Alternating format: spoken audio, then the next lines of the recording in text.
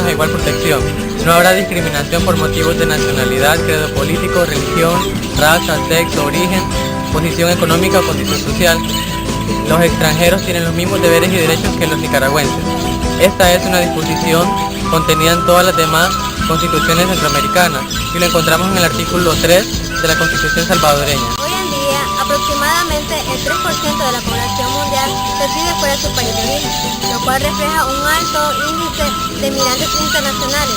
Centroamérica constituye como una de las regiones con mayor intensidad de población migrante, quien transita, trabaja y se desarrolla en todo el territorio, asimismo en el territorio salvadoreño. En 1919 se fundó la Organización Internacional del Trabajo y se convirtió en la primera agencia de la ONU en 1946, después de la Primera Guerra Mundial. Su visión indica que una paz duradera y universal solo puede ser alcanzada cuando está fundamentada en el trato decente de los trabajadores.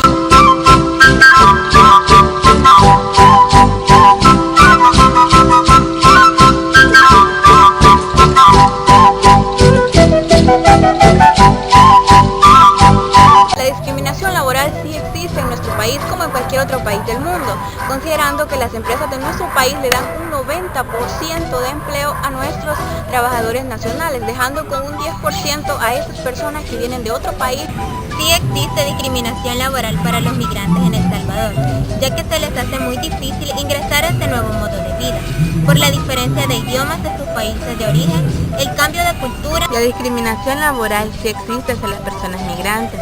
Ellos se encuentran en el sector invisible, como el trabajo doméstico y la prestación de cuidados.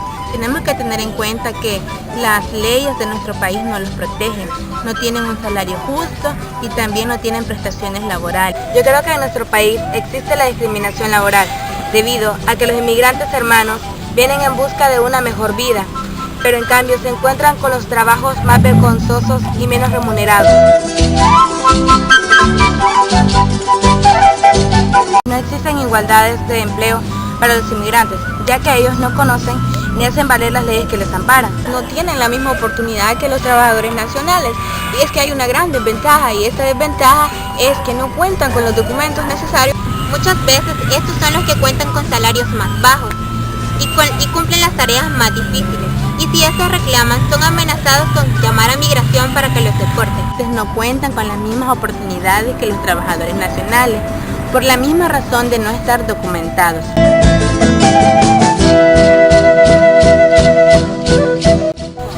Debe de ser iguales en nuestro país y por lo tanto agregando a ello que los migrantes tienen problemas de documentación, más siendo mujeres, pues esto viene a agravar el problema. Las oportunidades de empleo hacia las mujeres migrantes están directamente relacionadas con el trabajo de casa, es decir, el oficio doméstico.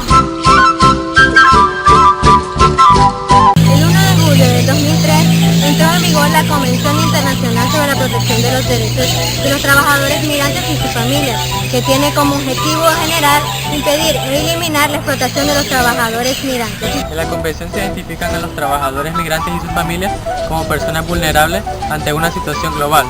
También establece que los trabajadores migrantes son más que simples jornaleros y entes económicas. La Convención hace énfasis en que todos los trabajadores migrantes tienen derechos sin importar que estén en condición de indocumentados.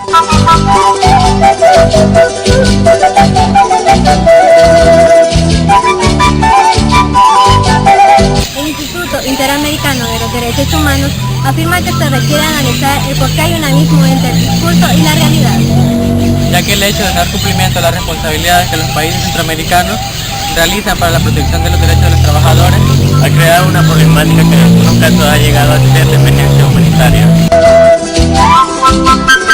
Ser migrante no es un delito. La dignidad no tiene fronteras. Ponte en los zapatos del migrante.